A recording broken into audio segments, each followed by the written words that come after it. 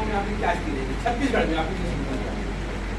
आपका भी सवाल ये है कि किन मुद्दों के लेके जाना है, और दूसरा असमंजस इस मामले में कि मतलब पार्टी पूरी चुनाव लड़ाएगी कि चुनाव प्रचार कराएगी।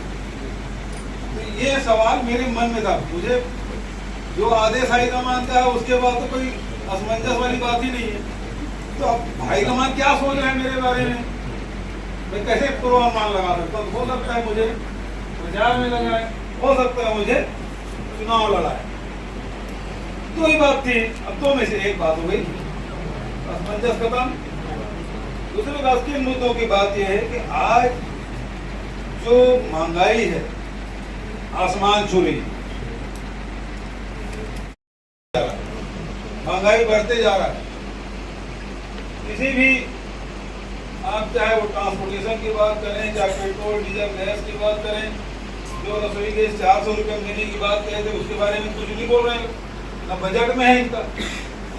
तो जो महंगाई है वो सबको, सबके बजट को बिगाड़। ट्रेन थी छत्तीसगढ़, सारी ट्रेनें रद्द कर दी गई, 5-5, 6-6 घंटे लेट चलती है। तो जो मिडिल क्लास है, लोअर मिडिल क्लास है, गरीब तबके के लोग हैं, जो सबका जो यात्रा का माध्यम था ट्रेनें, वो सब लेट लगती हुई है या बंद है। अब तो मीडिया वाले भी उसको लिखना छोड़ दिए, मतलब कोई ध्यान ही नहीं देता, तो कौन छापेगा, कौन दिखाएगा। ये स्थिति इसकी है।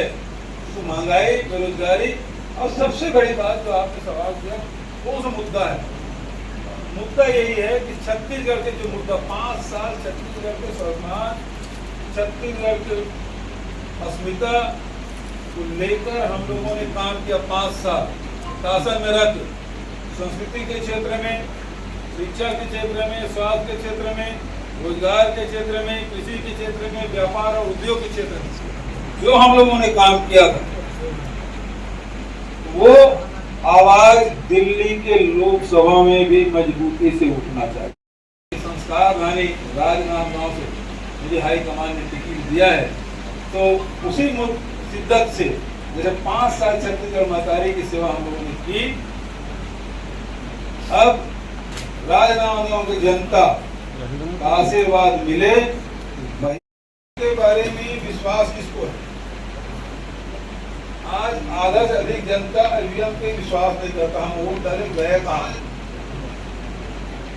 मांग तो केवल इतना है कि आप या तो बैलेट पेपर से करा दीजिए, या फिर वीवीपैट से जो पर्चे निकलते हाथ में दीजिए, उसको एक बक्से में डाल दीजिए। वो व्यवस्था होनी चाहिए। हम जो दे रहे हैं वो उसमें विश्वास तो हो मतदाता को, वो विश्वास अब नहीं रहा ईवीएम, क्योंकि अब ईवीएम मशीन खुलता ही नहीं, बटन दबाते हैं तो मशीन बिगड़ जाती है। गुटबाजी की बातें हमेशा कांग्रेस में आती, खास करके राजनांदगांव को लेकर। तो ऐसी स्थिति में आप चुनाव लड़ रहे हैं, यदि हमारे चाहे पदाधिकारी हो, कार्यकर्ता हो, उसके साथ कुछ लोग हैं, तभी तो वोट माना जाएगा। उसको कुछ फॉलोअर हो, फॉलोइंग हो, तभी तो वोट माना जाएगा। तो वो हमारी ताकत है, और उस ताकत को अब हिंदुस्तान की जैसी जनसंख्या, अब उसको ताकत समझिए या उसको समस्या समझिए, वो तो देखने वाले पर है। ये तो सब मेरी ताकत है। जी पिछले चुनाव देखिए, जहाँ तक प्रॉपर राजनांदगांव की बात है, वो विधानसभा चुनाव तो संपन्न हो चुका है। जो हमसे गलतियाँ हुई, सब साथी उसके बारे में विचार विमर्श भी कर रहे हैं, बहुत सारे साथियों ने बताया भी। अब उस कमियों को दूर करके अब फिर नए सिरे से लोकसभा चुनाव में